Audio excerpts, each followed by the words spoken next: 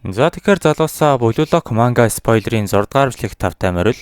Сүүлд бидний санаж угаар Исаги Кунигамид дамжуулж 3-2-ын харьцаатай бастард Мюнхен баг ялснаар дууссан байгаа. Гооло хийчихэд Кунигами шууд Исагигаас асуудаг л да. Чи яагаад над руу дамжуулсан юм гэдэг? Исаги маань тэрхүү дамжуулалтаа Кунигамигийн төлөө хийгээгүй гэдгээ хэлнэ л дээ. Энэ бол өөрийнхөө төлөө хийсэн гэдэг хэвгүй юу?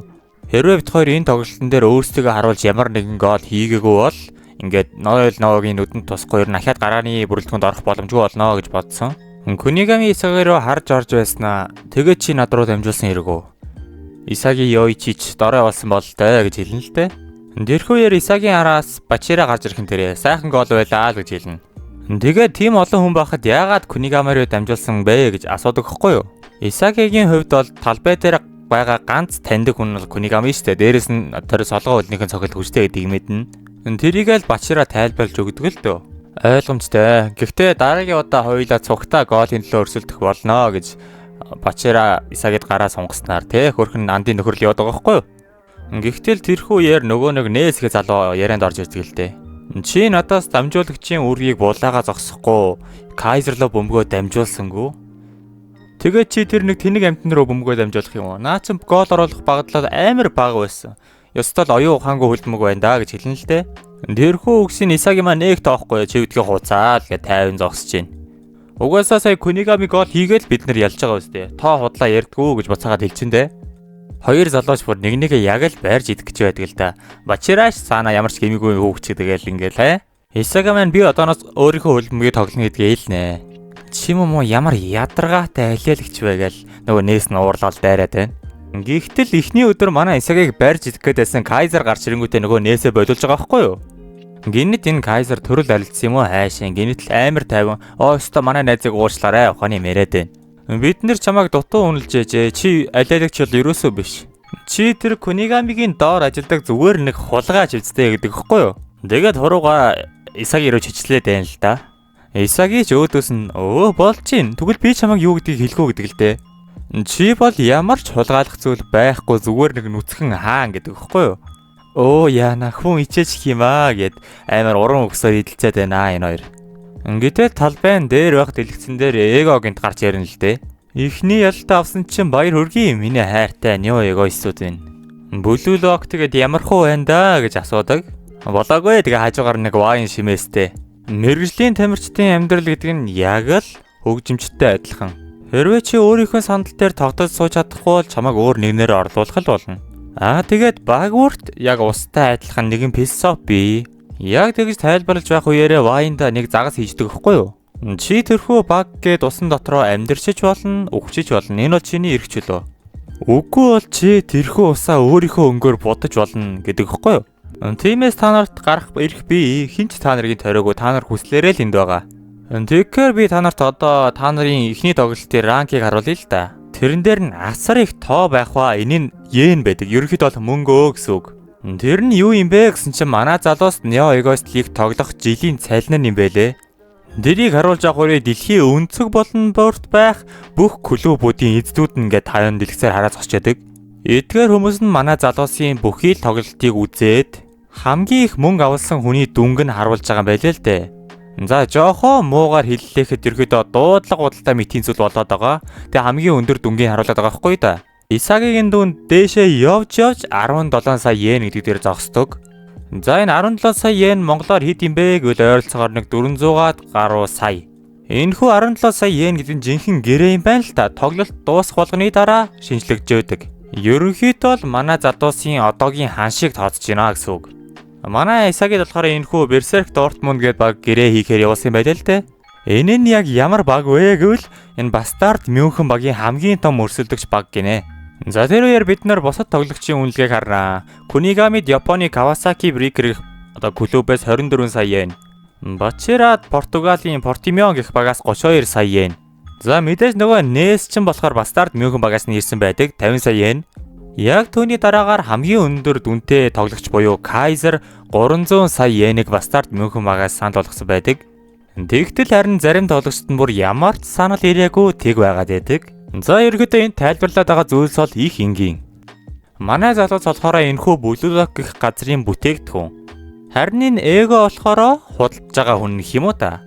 Бачираш тэгээд асуунаа. Тэгвэл бид нар ингээд өөрийнхөө тоглолтыг л харуулахад болох юм биш. Нэг ялагдах хамаа байна уу гэдэг хэвгүй юу? За ерөнхийдөө бол ялагдах ямар ч хамаа байхгүй. Довтлогч хүний ганц хийх ёстой зүйл бол гол оруулах. Хэрвээ чи гол оруулсан бол чи ялсан л гэсэн үг. Харин эсрэг талаар бол чи бүтлгүүдсэн бол чамайг хилжнэн ялагдагч вэ гэдгийг ч хүмүүс мэднэ. За одоо эндээс хамгийн том surprise гарч ирдэг л дээ. Манай залуусын тоглолтыг зөвхөн хөл бөмбөгийн клубын тим захирлууд нь хараад байгаа юм бол биш. Энийг нь бүр reality show болгоцсон байдаг. Тэгээд ч болоогүй бүр нэг тийм Blue Lock гэсэн сувг гаргацсан заяо. Яг тэрхүү сувгийг бидэнд үзүүлж байна. Гаргасан дэлгэцэн дээр нь Италийн Juventus, Францын PSG-тэй тоглож байдаг. PSG. Камер татсаар Рини цай дээр иржээ. Тэгээд тэдний энэ YouTube сувг нь нийт 80 сая дагагчтай гинэ. Бас болоогүй. Тэгээд одоо энийг үзэхийн тулд сарда 500 yen төлж явах ёстой гин. Яг энэ хүү журмаар хөл бөмбөг тайртай дэлхийн бүхий л хүмүүс өнцөг болонгаас үзэж байгаа. За дэлгэцэн дээр бол Рин тэмцэж 11 шугамын гаднаас эргүүлэлттэй цогцолт хийдэг. Тэрхүү цогцолт нь гол болж Францын PSG ялж байгаа байлээ. За ерөнхийдөө бол эго энэхүү бүглүүдок гэх газрыг дэлхийн хамгийн шүүмжлэлтэй хөл бөмбөгийн талбар болгож байгаа юм л да. Исаги маань яг л ингэж бодоод зогсож байдаг л да. Энэ эго жимпачч гэн галзуу нөхөр байна да гэл. За одоо нөгөө нэг манай Blue Lock-ийн гарааны 11-т орж чадаагүй тоглолчид байгаад байгаа та. Тэд нэр бол гарааны 11-т яаж ич хичээж яагаад орохгүй л бол мөнгө авахгүй л гэсэн үг. За ингэснээр манай залуус эхлээд бэлтгэл хийж шилдэг 11-гээ сонгоод тоглолтондоо ороод тэгээд дүнгээ тавилна.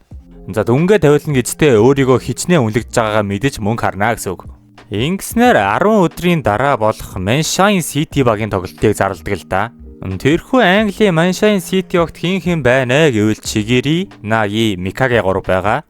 За тэгснээр бид 10 өдрийн өмнөх Manchester City багийн танилцуулга дээр ирнэ. Тэдний багш нь Chris Prince гэх нэг англи залуу байгаа. За тэдний багш нь харин Spain-ыг одол гайгүй хүн байна хөөе.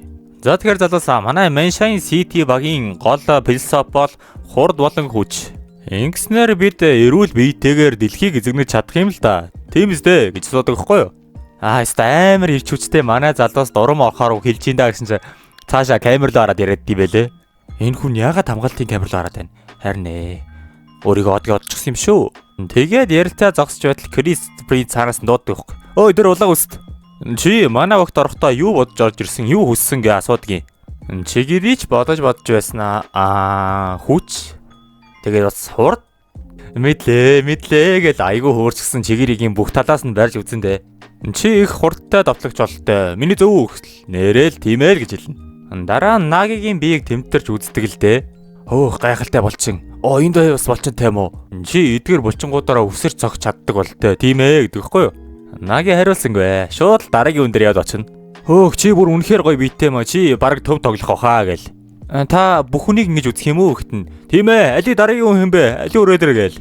Энэ хүн нь нэрэл хүний тоглолтын арга барилыг булчингуудын барьж агаад мэдээд байвал яах вэ?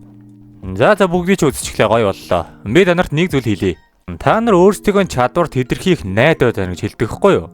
Хэрвээ та нар эдгээр чадвартаа ингээд одоо анхаарал тавихгүй бол одоо хатаж ганднаа гэдэг хэвгүй юу? Яг л цэцэгтэй адилхан. За ягдаа энэ хүний тайлбарлаад байгаа зүйл бол бас их энгийн. За жишээлбэл та нарт донд нэг амар хурдан гүйдэг хүн байлаа гэж бодъё. Мэдээж тэр хурдан гүйх чадвараа хин нэгнээр заалгасан юм бол биш дээ. Тэрхүү хурдан гүйх чадвар чиний бие физиологийн тийм дасан зохицолтой холбоотой. Тиймээс за чи нэг амар мундаг тоглогч болёо гэж төсөөлвөл өөрийгөө танк шиг төсөөл гэж хэлдэг л дээ. Амар олон хуйг зэвсэг өмсөө те ингээд гүүл за мэдээж удаан гүн. Ингэснээр хүн гэдэг амтан өөрөө тэр удаан гүйх темпэнтэй дасчдгийн гинэ. Ерөнхийдөө өөртөө хязгаар тавиад ингээд зогсцсон гэсэн үг хэвгүй юу? Яг энэ үед хүний хувийн ингээд тийм одоо төрөлхийн чадвар нь алга болдог. Би ч гэсэн залуудаа тийм байсан. Тиймээс залуусаа булчин та нар тэрхүү өөрийнхөө чадрыг хөгжүүлэхэд тус болно гээл подолк аваад шидчихгүй юу? За яаж вэ? Харж гин үү? Энд чил хинч ялагдчихгүй би гэдгэн штэ сайн хараад ав гээл.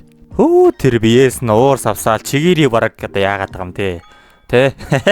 Амар манай залуус юм зааж ийнэ да гэсэн чинь миний нэртэй Принц их ундаг аваараа гэд нөгөө камер руугаа харсаар байвал яах вэ? За guys тэр ч яах вэ? Одоо бүгдээрээ ингээд та нарын биеийг төгс болгох бэлтгэлдээ орцгоё гэд Manchester City багийн бэлтгэл эхэлсэн байдаг юм да. За тэгэхээр guys өнөөдрийн дугаар маань үүгээр дуусч байна. Blue Lock manga spoiler-ийн 6 дугаар бичлэг таалагдсан бол та лайк, subscribe дараарай.